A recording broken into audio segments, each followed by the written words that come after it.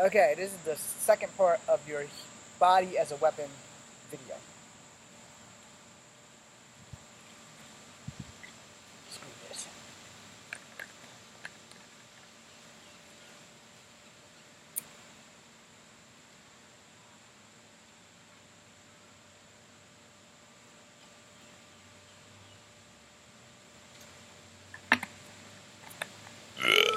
Pardon. So, if your body's going to be the weapon, it would behoove you to recognize certain styles that people are using. I've made videos like this before. I distinctly did like capoeira and how you can combat it. One of the black belts I beat studied capoeira. That's when I sprung off the wall in high school and tried to punch lights out.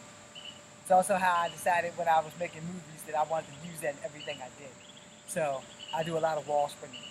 So capoeira, your Jenga, you have high range, mid range, mega low range.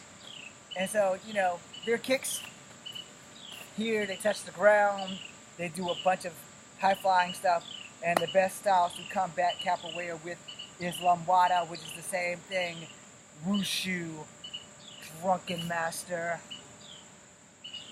Something to match the capoeira is the sway, because when they do this kick, you can do a sway.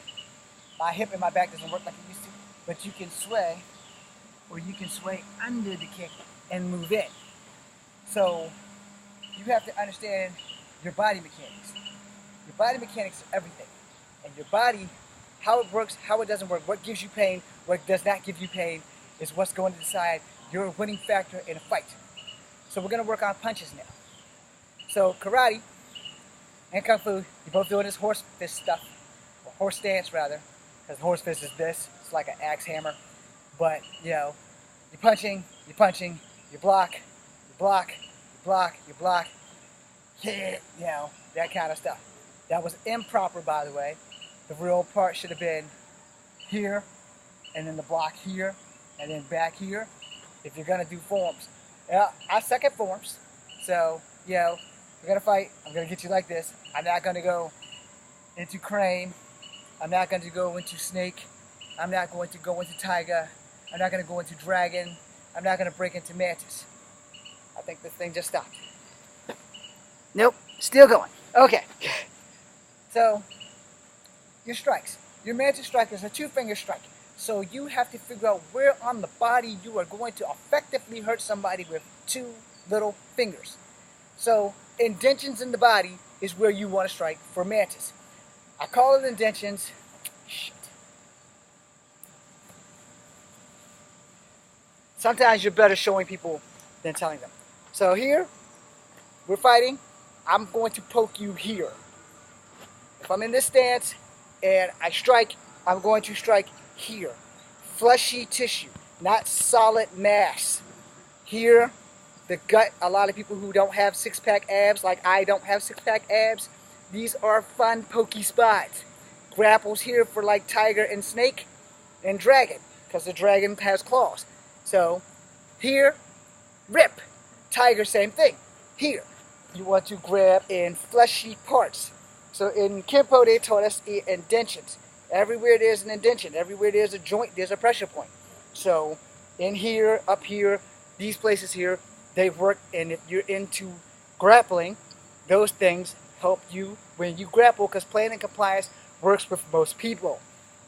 So if they're throwing a punch here, and you're doing karate, it's block and counter. If they're throwing a punch here and you're doing kung fu, it's sidestep, break, counter.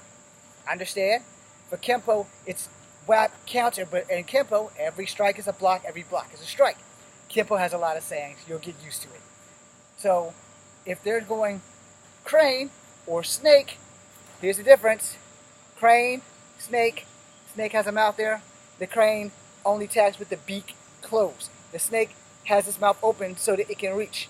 So a twisting snake, because the snake has a mouth. Okay?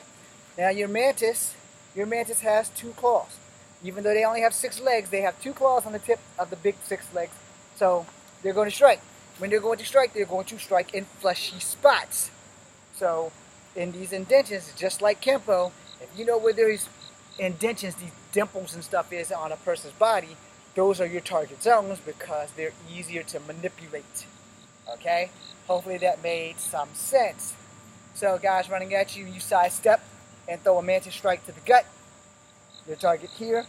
Or if you block and you strike, your target is here, or your target is here. If you hit here and go that way, you've changed your style because you sidestep and you slapped up with a chop to the throat or whatever the hell you have in plan at the moment, at the time. Now, when I was learning karate, my hands were always closed when I'm doing this. When I learned Kung Fu, my hands were open so I can practice closing on impact.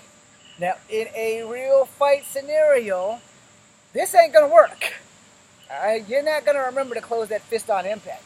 You're gonna be jazzed up on adrenaline, you're gonna be moving around, and you think you're gonna do that?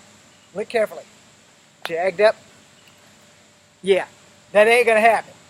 You're gonna go in there like this and you're gonna stay like this. If you go in there like this and you think you're gonna do this, cut that out, because that's gonna get your ass kicked. So, you're fighting, guy throws a jab, and you might decide, I'm gonna crescent kick his feet, or his hands rather, because he's throwing jabs, I'm sorry. So, he's throwing a jab, and you kick the jab. I'm not gonna say that's not possible.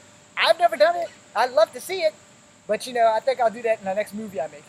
So, guy's gonna throw a jab, crescent kick, strike. That's a lot of movement. That's like way too much movement. But for the movies, it'd probably be great. Now, let's say if it's crescent kick and there's multiple enemies, he throws a jab and I kick his fist and his fist hits the other guy and the other guy comes in and I do some shit like that, then that would be great. Here's real life. He throws a jab, block that bitch with your hand. If you can block it with a crescent kick, hey, you're an ace. I, again, don't recommend it, but you know, he's throwing a jab, boom, boom. You might want to return with another kick. That might be a little bit more plausible. He throws a jab, boom, boom. Okay, that might be a little bit more plausible, but I don't recommend it. I'll make a third video about the weapon in your body later.